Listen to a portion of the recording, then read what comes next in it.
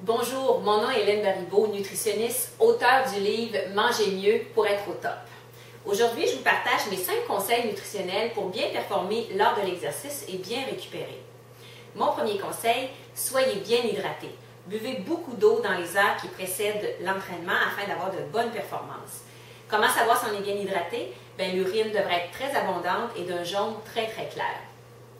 Deuxième conseil, 1 heure ou 2 avant l'entraînement, prenez une collation riche en glucides qui contient peu de protéines et très peu de gras. Des exemples de collations riches en glucides, ça peut être une barre tendre avec un fruit ou un muffin maison avec un fruit, un bol de céréales dans lequel on ajoute des raisins secs, des canneberges séchées, un fruit avec un pudding de soya au chocolat ou à la vanille. Les idées sont nombreuses. L'important, c'est que nos collations contiennent beaucoup de glucides parce que les glucides sont une source d'énergie rapidement utilisable lorsqu'on fait de l'exercice de haute intensité.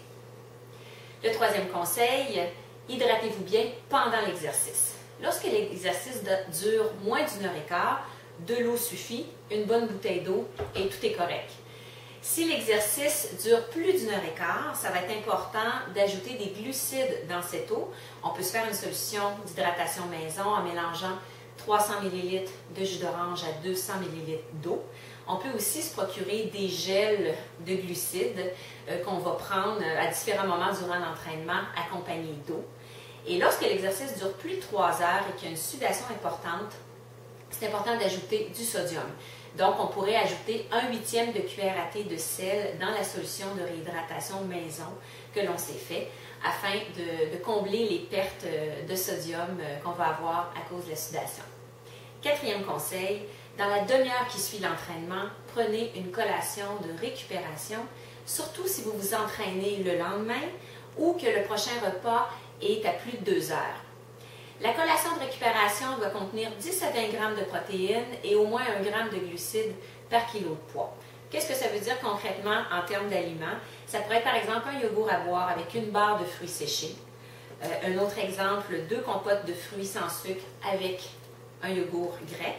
On peut se faire des smoothies maison. Ma recette préférée, c'est 1 tasse de lait, 1/4 de tasse de tofu soyeux, 1 cuillère à table de sirop d'érable et 1 tasse de petits fruits congelés, décongelés, qu'on met au mélangeur électrique et qu'on apporte et qu'on boit tout de suite après l'entraînement.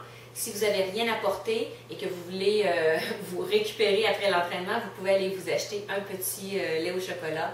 On pourrait en prendre de 1 à 2, tout dépendant de la durée de notre entraînement.